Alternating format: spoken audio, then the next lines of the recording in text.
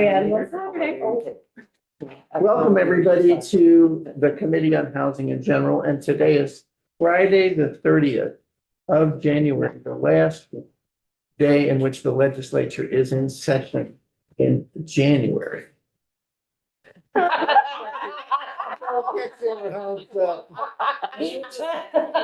Oh, my goodness. We were all hanging on every word until the last word. Better get it done today or rip all those bills off the wall. No, so we're meeting today, just for those who are watching online, and Emily, hi. We're meeting today now to consider an act relating to a mediator position for the Office of Vermont Labor Relations Board. And this is a kind of a committee discussion and markup discussion. And for those who are not familiar with this online, when a bill is introduced by an author, just to be clear, the author owns the bill and works on the bill and works on the bill until they like it, and then they take it with the assistance of legislative counsel, it's drafted and they introduce it. But once a bill is introduced and referred to a committee, as this bill has been, then the committee owns the bill, not the author.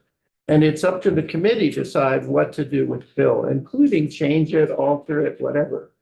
And this is one of those sessions where we discuss the bill and where we discuss it with our counsel, Sophie Thatney, who works on labor issues, and decide what we're going to do. And that's what happens. Whatever happens, it's not labeled today as a vote. We're not going to vote on the bill today. We may change the bill, or not, but we're not voting.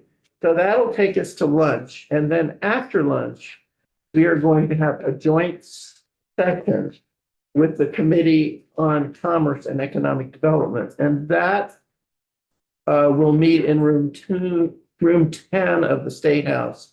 And there what we're doing is walking through page 775, which is a bill that looks at rural Vermont and looks at housing production and what can be done to improve housing production in rural Vermont. And that will be at 1:00. But right now we're going to take up the bill adding positions for mediators. So there we are. Yes, ma'am. Can I start it off? Please. Okay. I have lots of thoughts and would love to bring some of them to the committee. The first being, last year, we kind of talked ad nauseum on the need for additional help for the Labor Relations Board. And we have had testimony last year that didn't necessarily back up what we were continuously hearing for the needs.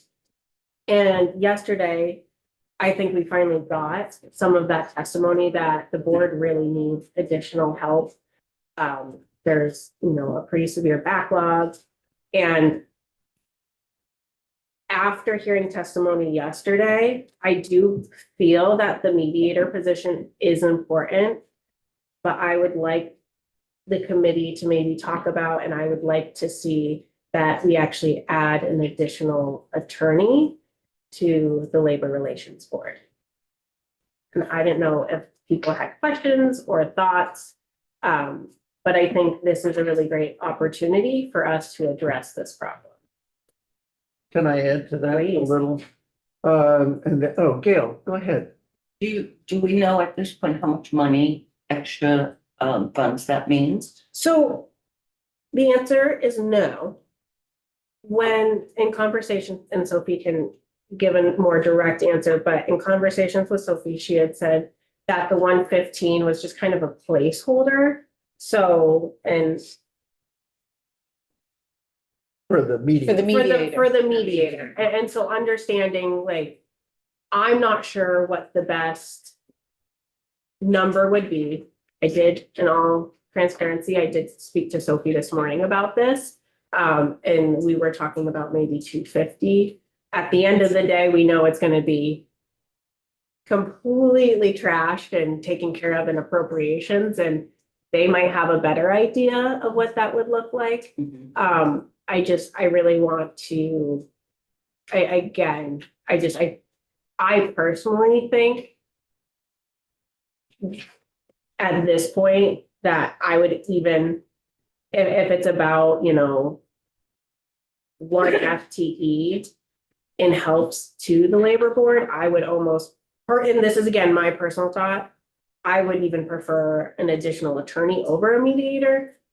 But I really do feel the value of the mediator, and that's why for me, I would like to see both positions in this bill. I just want to clarify, the 250,000 would be for both positions. Yeah. Mhm. About 250, Elizabeth. I agree about the usefulness and importance of this. And I also, in terms of money, feel that we don't have any, and I feel an urgency about supporting the Human Rights Commission above everything else. If we're going to spend money on supporting any of these instruments. Because this is just one area, while the Human Rights Commission and also Vermont Legal Aid are serving several areas at one time. So my preference would be to prioritize those in our budget. So this is also a budgetary, it's not just a policy. And so without knowing how much, without knowing what our capacity is, I can't support it without while holding it up against the increasing pressure on the Human Rights Commission. I guess I have thoughts, but you're next. I think Sadia can go first. Well, I was just gonna say that, we also heard testimony asking for an even broader, like not just with contracts, but did we already cover that? No, that was a question I figured we could Yeah, talk so about. we heard testimony saying like, we'd like the purview to also include, not just contract negotiation impasses, but also, not termination, what was it? It would be collective- grievances, yeah, grievances, unfair right. labor practices and collective bargaining. Right, and I also share like your priorities, and I think that, this will be one of those things where we say, we like this, we like this, we like this. I'm asking, will our process be, we support this. And then in the end, we can prioritize at the very, very, very end of session. Like, it's not as though we're saying, well, no, not at the very end, but like before.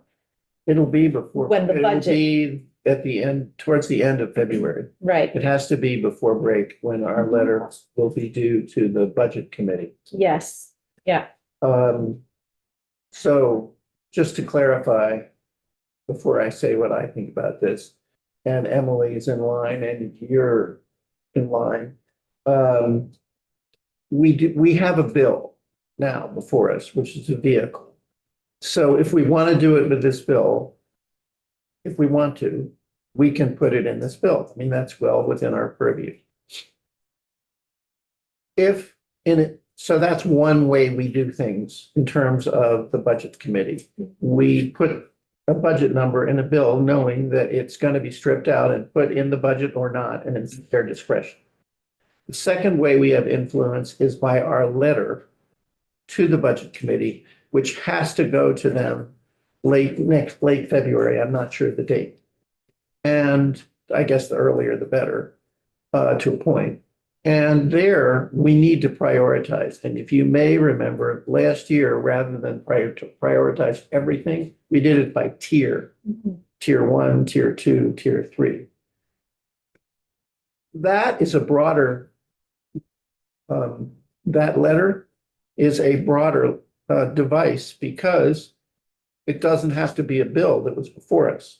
So for example, using the Human Rights Commission as an example, I'm unaware, am I wrong? I don't think we have a bill on the wall about the Human Rights Commission staff and staff levels. But the Human Rights Commission has a budget request and they have an amount in the budget, in the governor's budget, and it may be, and it's up to us to review that and comment on it in our budget letter. So for example,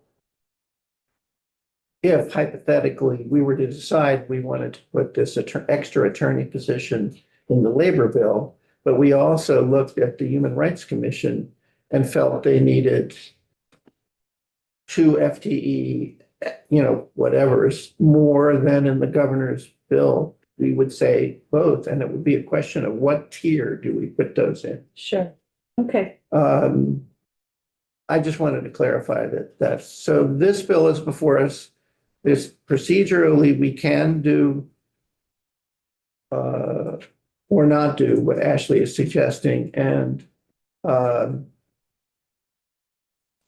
at this point, right now, we don't have to prioritize. We will have to prioritize. Yes, Saudi. Well, if we're not prioritizing really, if this is not a conversation for right now, then I can table my question. It was just more around the numbers and, the 250. I'm still like stuck on the cost of the location space. Like that's like a stick for me. So that's where my thing is, but I think that's like a conversation to have as a whole, because I have a lot of questions. Okay. One of like, Okay. I personally think it's like the least important thing in the bill, and that's what I'm getting stuck on a lot too, so I think it'd be a really good committee discussion. Okay. I'm not sure if that's actually really needed, okay. but that's my own opinion. I'm sorry, I can't remember. Is there a location in the bill? So the bill says, section 1, the Secretary of Administration shall, upon request by the State Labor Relations Board, allow the board the responsible use of public buildings under the Secretary's control and furnish heat, light, and furniture for any meeting or hearing called by the board. The board may employ such employees and agents as it deems necessary and may employ a reporter for taking and transcribing testimony and hearings. So This is all new language? No, but in Judith Dillon's testimony yesterday, I'm sorry, I missed it, yeah. one of her They're out concerns of space, right? was the ability to create space for mediation. Yeah. Right, To clarify, I mean, my understanding of her testimony was not so much office space, but just if a mediation was going to be held at the physical office of the Labor Relations Board. And again, I know we've got, union folk here too, but typically those occur elsewhere. I mean, they haven't historically been held at the Labor Relations Board. Often they're held at either, for example, at the VSEA's office, at the employer's office, depending on where there's room. So to the extent her testimony was that does the BLRB need to have these additional spaces, I'm not sure that's It's a small part of the bill, and it's, but like I said, it could be tabled. That was my question, but it doesn't have to be an hour. so just again, by way of back, Emily, thank you. Yeah, I guess I'm confused, Mark, by the process because it was my assumption that if we pass a bill with these things and appropriations in it, then wouldn't it go downstairs and they'd have to approve that? Yes, Right, so then how can we have a delayed conversation about where money is appropriated? they're not going to decide what to approve until they look at the whole budget and they have our letter. No, but so you're saying the bill would just stay on the wall? Of their wall, yeah. I think that what they're gonna do mechanically is they'll just strip out all the requests of all the bills. And Okay. and after they get the letters from the committees, they'll decide what they're gonna do. Is that for sure? Cause like today, a bill got sent to appropriations, right? Yeah, And right. so every single bill that they're not gonna take up anything until they decide everything? Well, they may hear the bill, but I don't Okay. think they're gonna weigh them against each other. I So mean, this Right, bill, you're right. This bill will be heard by them when they get to it.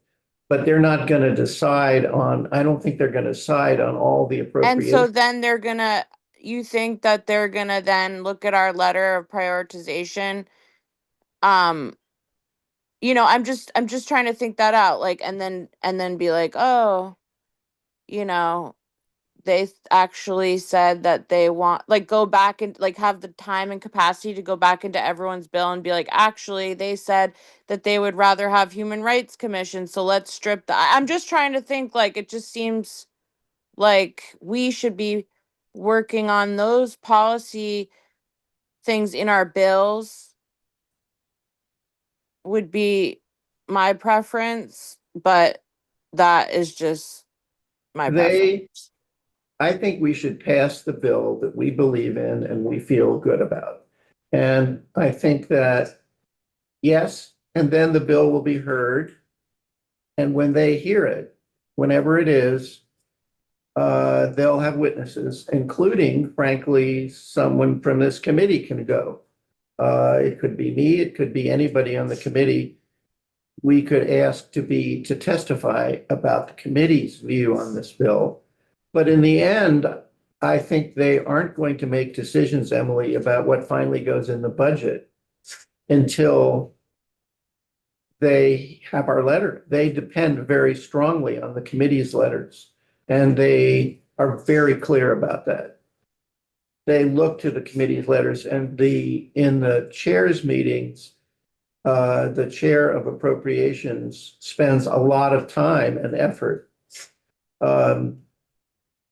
emphasizing how important it is that committee chairs get those letters to them. Right, so our plan as a committee is to pass the bills that we believe in and have appropriations in them.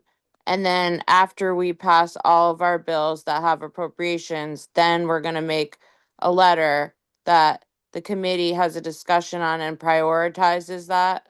Correct. Okay, Now, let me talk about this bill. By way of background,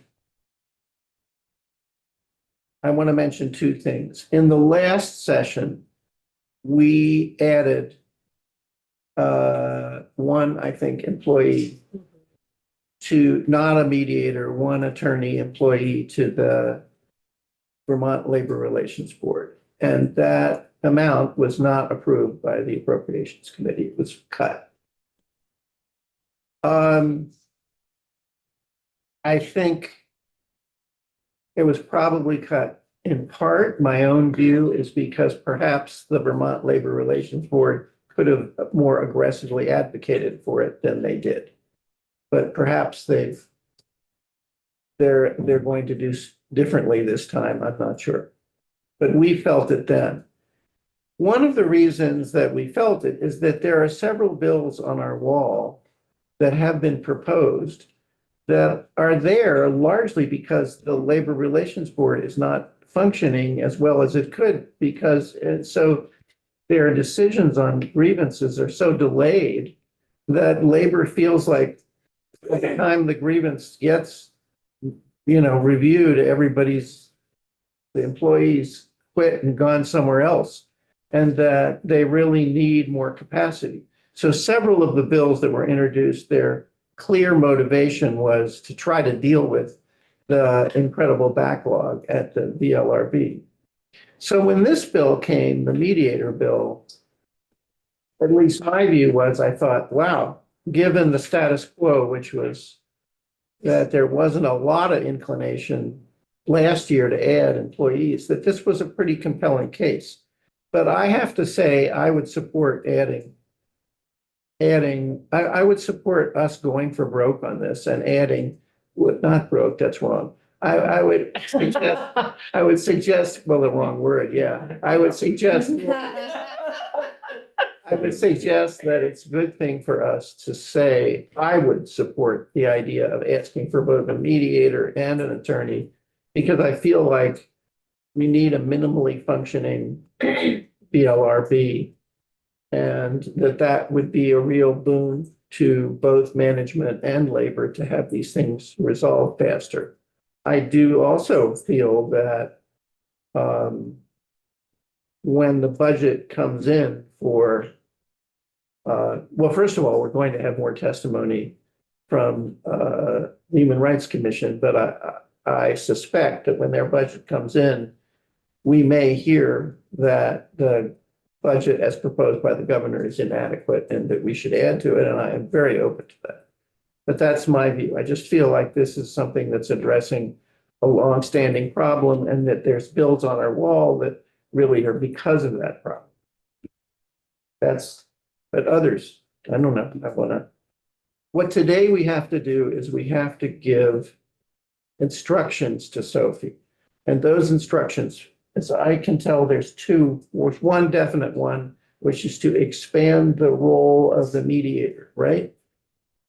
Yeah, right, so the current language is to provide free mediation services, blah, blah, blah, upon reaching impasse during collective bargaining. So as I understand it, you're looking to add on grievances and unfair labor practices as well. Right. And the question is, do we give her, just to be clear on procedures, do we ask Sophie to redraft the bill or add to the bill an attorney position as well? And we'll put in a placeholder of 270. No, what is it, 250? 250,000. 250. And that doesn't require a vote, but I'd sure like to know where people are. All we're doing is instructing her how to do it. Then she rewrites the bill and it comes back to us and we vote on it. And for example, someone could always say, well, I don't like this part and I will move to strike it. You know, we can do that, but today is a chance just to give her instructions on what the next draft looks like. Yes. Hi, so the hiring of the mediator is a role that was not within the office and works outside of the office. Hiring an attorney full-time will require office expansion, right? I mean, I'm imagining the attorney will be working. My understanding was that they had office space that was more around the conference. For meetings, for bigger, okay, all right. So I was just Yeah. like taking that into consideration if the Yeah. office space issue was not very well resolved within the Right. bill. It's more of like an, It's about the meetings, Yeah. about the negotiations, okay. but that I don't think that they're comes, right. that comes up with a good, Brings up something else. thank you. I'm sorry, The Ashley Bartley translator. love it. But Judith had brought up like who the mediator would be accountable to if things are not mediated and then have to go forward. Like how do we legislate? Like what mechanism is there that we can legislate to ensure that what is said in mediation is confidential? Confidentiality, that's important. That's important. I'm gonna be really honest, I have She can no figure idea, it out. so I would. I think that the board itself could hire a mediator. I think the issue is more just that in-office procedures to make sure that any information that a mediator learns during the course of a mediation is not then shared with the decision makers, with the board, probably with Judith as well. Because if you land up going to a hearing, the whole point of the mediation is the confidentiality piece. So that you can say stuff, you're not bound by it, you say it in mediation and it stays in mediation. What happens in mediation stays in mediation. And so you just need to make sure to maintain the integrity of the mediation process. If people had reason to believe the mediator was sharing information that was provided during mediations with other folks in the office, that's going to, destroy the trust in the mediation And you put process. something in the draft. Yeah, I can have a go at Okay. doing that. But I think it could be housed within the BLRB. I think the board could even hire someone. They would probably be in a good position to know who could be a good neutral third party that's familiar with, with Vermont's labor relations laws. It'd be more of a job description issue. Yeah, and it's just, they would just need to have in-house procedures to make sure that there's a Okay. Chinese wall. I guess we don't say that anymore, but you know what I mean? Historically, there's a wall between, what the mediator knows and then what the rest of the office knows. Okay, great.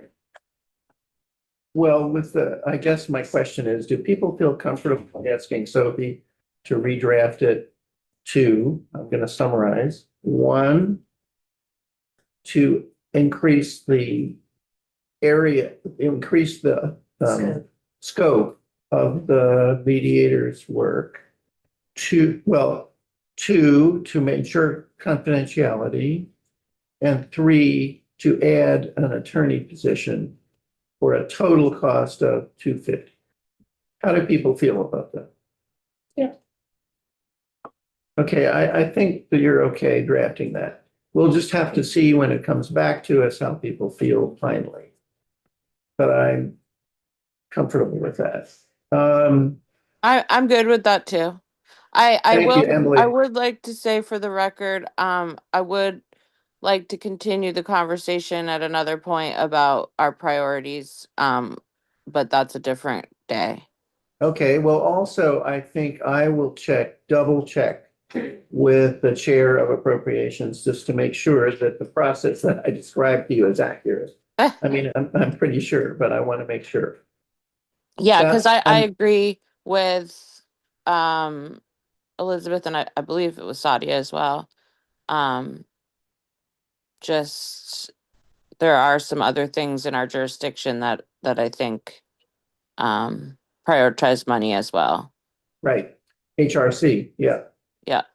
And I think one of the things that'll be interesting to find out, and I think Miriam, is it right that we have HRC coming back here at some point, or is that just not yet been scheduled?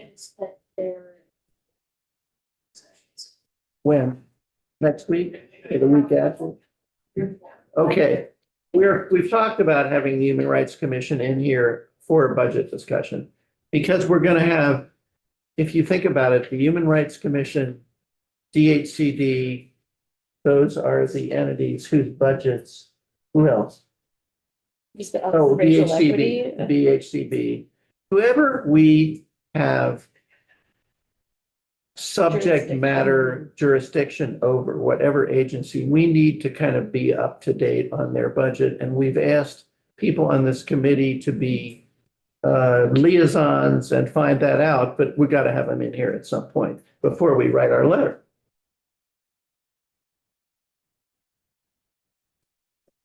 So Emily's desire for a discussion of priorities, I concur with, and we will have it. We just need information. And I have to confess, I haven't had the time to read even know really what the administration's budget proposal contains with respect to all of these agencies. I'm Okay. sure, yeah, and I'm sure the agencies will let us know. Yeah, I think so. Well, we already know, for example, that one issue is DHCD wants very much that VHIP's budget be put as base rather than one time. For example, that's a really, and it will probably be in the administration's budget. We have to decide how we feel about it. Want to know how I feel about that? I think I was just know. gonna. Thank you. What we're going to do now is adjourn for lunch, and then we're going to come back at 1 o'clock in a joint hearing with Health Commerce to discuss a walkthrough and then some testimony on 8775, which is the Rural Housing Initiative bill. Thank you, everybody, and we're adjourned.